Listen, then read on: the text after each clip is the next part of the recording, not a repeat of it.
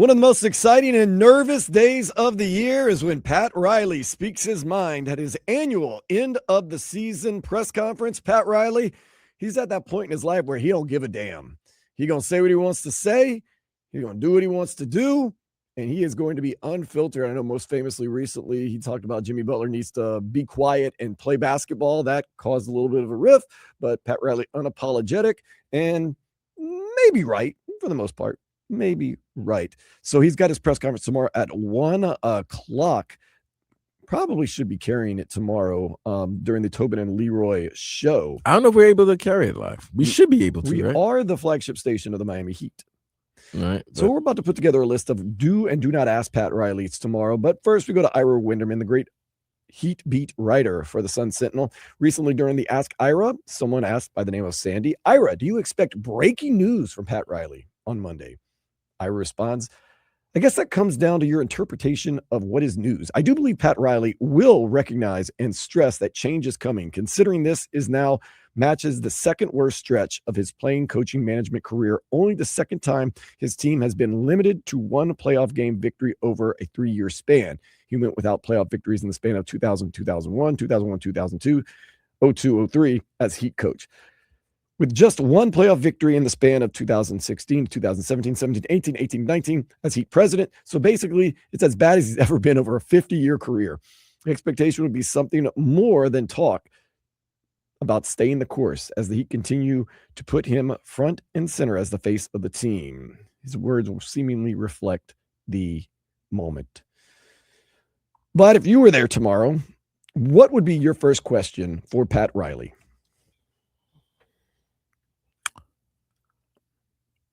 What do you plan on doing to change the roster, shake up the roster of this team? This seems to be the same core over the last 4 years that've gone to the play-in. The only difference is there wasn't, these last 2 seasons have been no Jimmy. I mean, Jimmy's gone, but it's pretty much the same team, the same nucleus of Tyler, Bam, Jaime. What do you do? What do you plan on doing so that you no longer are fighting for the play-in? What can you do to make sure that you're one of the top 6 teams in the Eastern Conference? What are you going to do with the point guards? What are you going to do with certain situations, certain positions? What is the plan moving forward with Kel'el?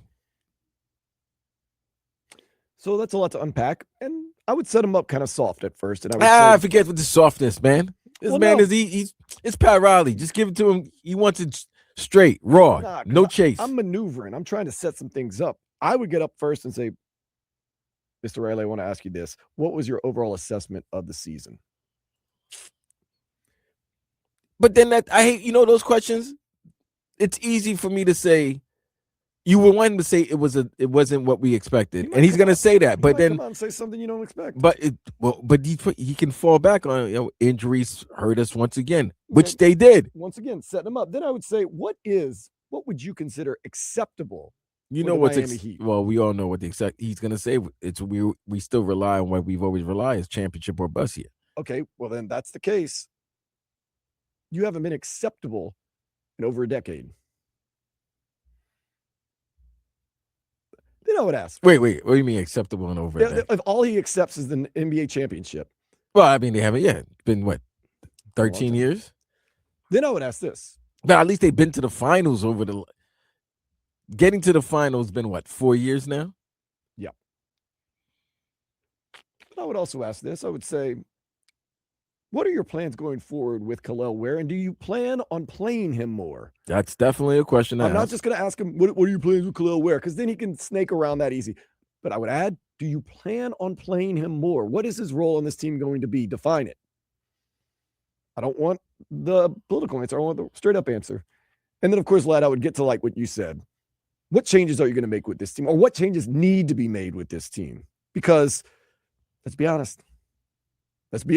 You're, as we just heard in the IRA article, you're in one of the worst stretches of your 50-year career. Now,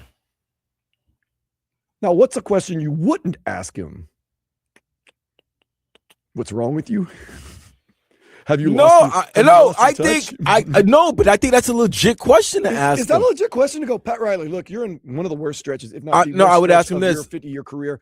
What's wrong with you? No, I'm not gonna ask him what's wrong with him, Pat. There used to be a Oh, time Mr. when Riley.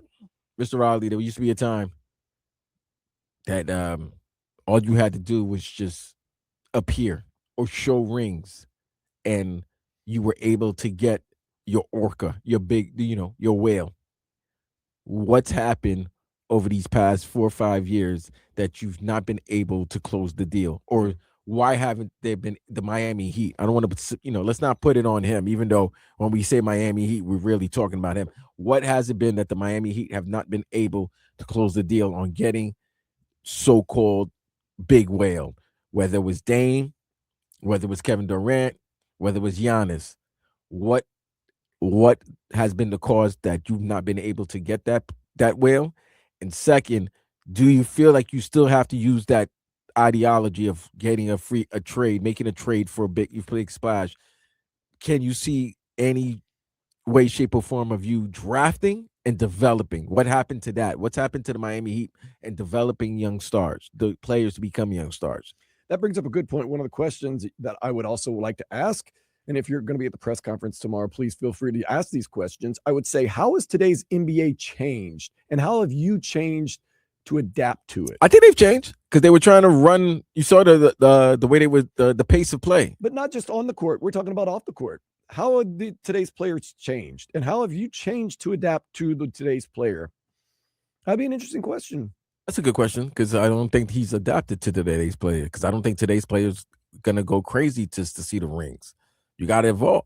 So, which means what's the young voice that's there that's relatable to the players now? What young voices in that Heat exec brass that is letting them know, hey, that's relating to to Pat, to Mickey, to Spo. Like this is what these players are all about. This is what the interest of the players. These what the players would like in order for them to succeed down here in Miami. I don't know if anybody's relaying that message. Well, that's true too. And another question, it's obligatory, and he's going to not answer it, but you have to ask, what are the plans for Tyler Hero?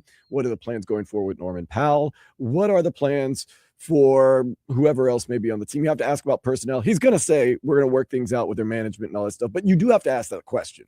I mean, a legit question. Do you think this current Heat roster can compete? That's a good question. Simply put, do you think this current roster can compete, or do you think you just need one more piece to add it to this roster to compete? Because if you're telling me you just need one more piece added to this roster, then that means you're trying to do anything just to get one piece to add. But then, now that's a great question, Vlad. Do you feel as though the roster as it is currently set up can compete in the Eastern Conference in the NBA? I'd be interested to hear that answer.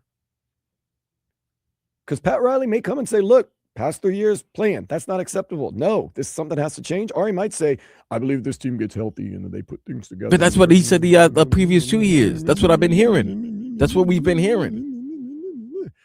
Because then if they're injured, then I got to look at you and your training staff. Exactly. And look, that whole NBA has injuries. Look what happened to the Minnesota Timberwolves last night. But that's happening during game. You know what I'm saying? Like you're seeing this. A lot of these injuries with the Heat, it's like, well, when did this happen? Or damn, okay. You know, I still question Norman Powell. You were missing games before the All-Star game. You played the All-Star game, and then you missed games right after the All-Star game. Not a good look. Not a good look. That optic is not good. There's something, something's always growing out of Tyler Hero, like an extra bone in his foot. Weird, like it's always something weird. It was just, okay, cool. I don't know. But there's a lot of questions, and there's a lot of frustration. Like, here's the other question. Coach, Pat, Mr. Riley, do you understand the frustrations of this fan base? Yeah. And part of the frustration is what you've built. And kudos to you. You have built a championship organization. The fan base expects a championship level, and they have not gotten it over the past couple of years. Let me ask you this, Coach. Do you feel like you're living up to your expectation? Because the only reason why people have this high regard, these high expectations, is because of the expectations you've established. So do you feel like you've been living up to your expectation? You've been living up to your stature? Yeah, that's a good question. Do you feel as though you and Spo are at the top of your game? Because let's be honest, these past 3 years have been rough, at least for Heat standards. Because it's not even your rivals. Forget New York, Boston, right? Forget your rivals. There's other teams that are passing ahead of you. Yeah. Orlando's ahead of you. Charlotte. Atlanta. Yes. I mean, Toronto. There's 9 other teams that are better than you right now. Right here, right now. How do you explain that? Just explain it to me. How do you explain 9 teams in the Eastern Conference, and we're not even talking about the Western Conference, better than the Miami Heat? I'm all ears. And once again, this is not an indictment. This is just questions that I want to ask. And have you been have you been resting on your laurels? I mean, that's the tough question that I wouldn't ask, although it's kind of the question you want to ask. Have you lost it a little bit? Have you and Spoke kind of lost it? Sometimes you have to look at yourself in the mirror and realize, like, hold up. Maybe I've been slacking on my pimping. Oh, there's been a lot of slacking on pimping. They've been slacking on their pimping. I mean, you can't ask it directly, but that's the question I think that everybody wants well, to then know. That's the problem if you can't ask it directly, because then we're all, no, listen. Raw and uncut, baby. Look, seems like you're losing a step on your fastball. Seems like you're losing I'm going to revise the list. Only question I want to ask, Pat Riley, be honest with me. Do you feel as though you and Spo have kind of lost a step? That's all I want to know. I'll be done. In the press conference, answer it honestly. Because you said it right now. This is what the longest worst streak he's ever been in his career. Tied for the worst streak he's ever been in his career.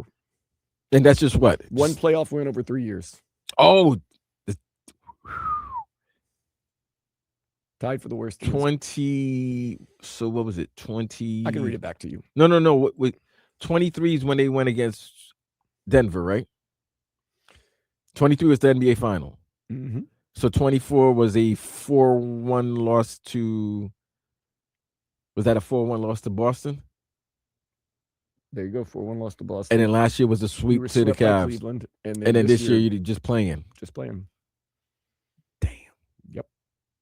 And they've only won one home playoff game in the last 4 years. Yeah. Which was game 3 against in the Eastern Conference Finals against Boston. Yep. A lot of questions, but that would be if I got one question, we've worked it out. If I have one question for Pat Riley, it would be, do you feel as though that you and Eric Spoelstra have maybe lost a step? He might throw me out of the room, but I think it's the question that... I mean, the thing about it, if he throws you out the room, that what, you throwing them out because somebody asked you a legit question? Like, that's the thing. You're 80 right now, fam. Like, you're 80. Yeah.